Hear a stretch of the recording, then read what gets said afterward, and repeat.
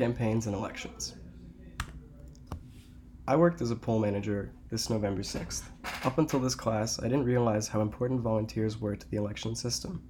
Before being able to work as a poll manager, I had to register to vote and sign up for the poll manager position through the Charleston County Board of Elections. After receiving my confirmation, I was sent a link to complete an online training course that took around 2 hours, which I was later tested on. To qualify to work as a poll manager, you must get at least an 80% on this test. So what does a poll manager do? First and foremost, poll manager's main responsibility is to ensure that the polling place is easily accessible to all and to create a pleasant voting experience for everybody. This means ensuring the line is moving at a reasonable pace, making accommodations for disabled and elderly people, as well as assisting any voters with issues. Poll managers should retain a positive attitude throughout the day, being courteous and friendly to voters who need assistance.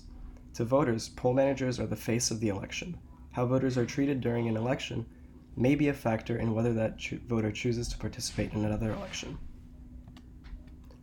Setting up the polling place. We were told to arrive no later than 6 a.m. to begin setup. The process was rather straightforward. First, we had to set up the check-in and resolution tables. Then we had to put up posters with common voter information that is easily visible to all outside of the polling place.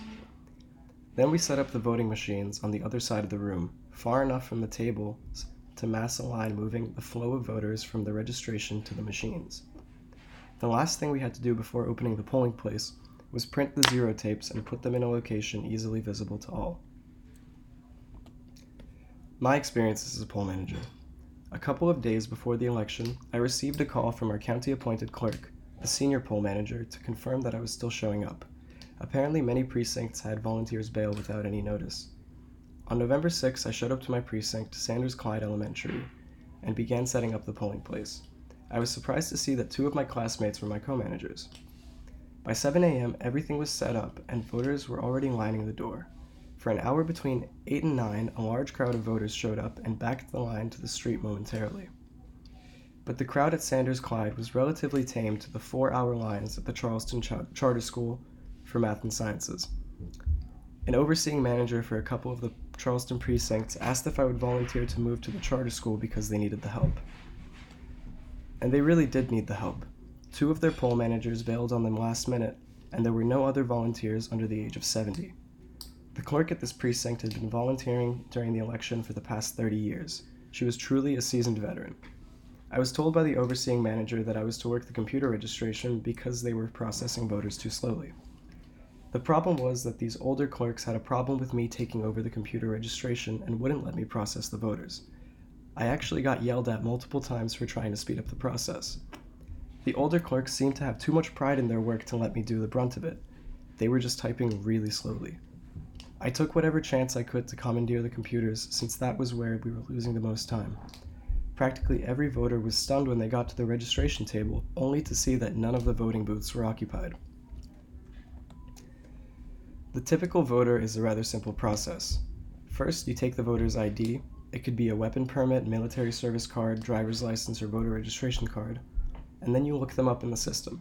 If the voter made all of their deadlines and registered to vote at least 30 days before the election, their name and address should come up. When it does, you must ask them to confirm the address they are registered to vote at. Once that clears, they are assigned a ballot style based on their address. After assigning a ballot style, they are free to go wait for an available voting machine. If every voter was this prepared, election day would be a much smoother process. Common problems on election day. The worst part about working the election was having to turn around a voter for one reason or another. However, if any voter is challenged, they may fill out a provisional paper ballot, many of which I had to process.